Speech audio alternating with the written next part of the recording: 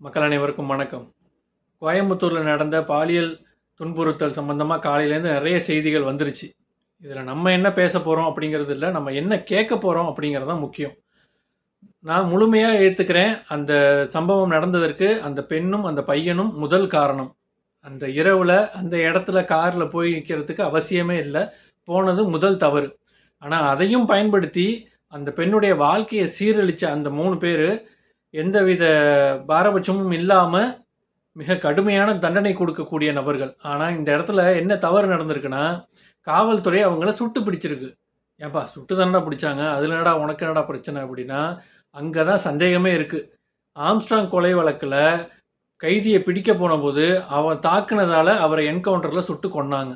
அதே மாதிரி கோயம்புத்தூரில் ஒரு எஸ்ஐ தலையை வெட்டின 2 நபரை விசாரிக்க கூட்டிகிட்டு போகும்போது அவன் தப்பிக்க முயற்சி பண்ணான் அப்படின்னு சுட்டு கொன்னாங்க. இந்த இடத்துல ஒரு பெண்ணோட வாழ்க்கையவே 3 பேர் சீரழிச்சிருக்கான். இவனை ஏன் சுட்டு கொல்லலை, ஏன் சுட்டு பிடிச்சிங்க? இங்கே யாரை காப்பாற்றுறீங்கன்னு எனக்கு தெரியலையே. ஏன் யாரும் உங்களை தடுக்கிறாங்களா?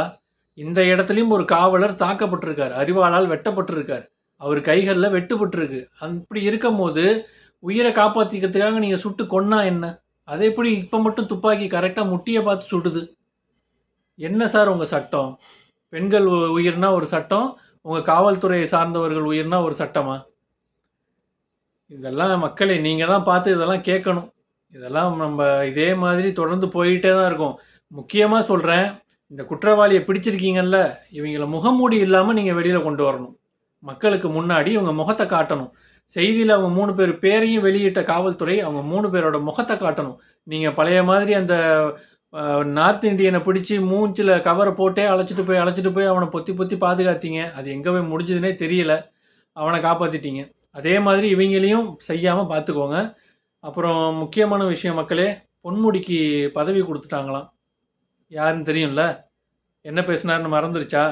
அதாங்க, நிற்க வச்சு அடித்தா நாமும், படுக்க வச்சு போட்டால் பட்டை அப்படின்லாம் பேசினார்ல, அவருக்கு ஏதோ பதவி கொடுத்துட்டாங்களாமா. அதை பற்றி உங்களுக்கு ஏதாவது கருத்து இருந்தால் சொல்லிட்டு போங்க. நன்றி.